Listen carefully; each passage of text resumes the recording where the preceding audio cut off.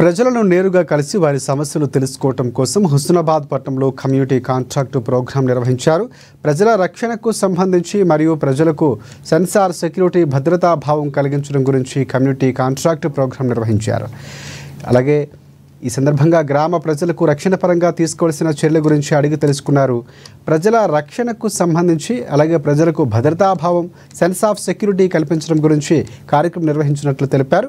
ప్రజల సమస్యలు నేరుగా తెలుసుకునే అవకాశం ఉంటుందని, గ్రామాల్లో పట్టణాల్లో కాలనీల్లో ఎవరైనా కొత్త వ్యక్తులు కానీ నేరస్తులు కానీ వచ్చి షెల్టర్ తీసుకుంటున్నారా అనే విషయం కూడా తెలుస్తుందన్నారు.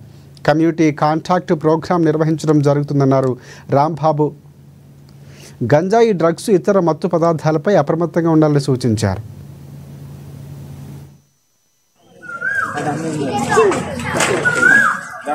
మొబైల్స్ వాడడం వల్ల మనకు అంటే బాగా కంటెంట్ అందుబాటులో ఉంటుంది. సో పిల్లలకు ఆ మొబైల్స్ ఎక్కువ అందుబాటులో ఉండకుండా వాళ్ళ హ్యాబిట్ అంటే వాళ్ళ ప్యాటర్న్స్ మనం గమనిస్తూ ఉండాలి.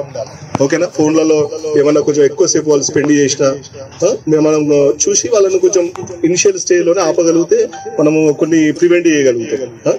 ఇంకోటి ఏంటంటే మొబైల్ ఫోన్స్ లో మన ఇదొకటి సైబర్ ఫ్రాడ్ జరుగుతుంది కదా. సైబర్ ఫ్రాడ్ జరిగినప్పుడు మీ అకౌంట్ లోకి వెళ్ళి డబ్బులు పోగానే జనరల్ గా ఏం చేస్తారు, మీరు అందరూ ఏం చేస్తారు, పోలీస్ స్టేషన్ కి వస్తారు కదా. అయితే పోలీస్ స్టేషన్ కి రావద్దు. ఫస్ట్ 1930 అనే టోల్ ఫ్రీ నెంబర్ ఉంటుంది. ఆ నెంబర్ కి ఫోన్ చేయాలి. చేస్తే ఏమైందంటే ఆ పోయిన డబ్బులు అట్లా ఆగిపోతాయి. మనం స్టేషన్ కి వచ్చి ఎస్ఐ గారిని కలిసి ఎవరితోనో ఫోన్ చేయించుకుని ఇదంతా అవసరం లేదు. 1930లో మీరు ఫోన్ చేయగానే మీ అకౌంట్ ఫ్రీజ్ అయిపోతుంది. అంటే అవతల వ్యక్తి ఏం చేస్తాడు, ఆ అమౌంట్ తీసుకోలేడు. ఫస్ట్ స్టేషన్ కి రావడం కాదు, ఎక్కడ ఏం చేయాలి, 1930కి ఒక ఫోన్ కాల్ అంతే. మీ అమౌంట్ ఉన్నట్టు ఇంటాక్ట్ గా ఉండిపోతుంది. వాడు చీటింగ్ చేసినా అనుకున్నప్పటికీ వాడు మీ డబ్బును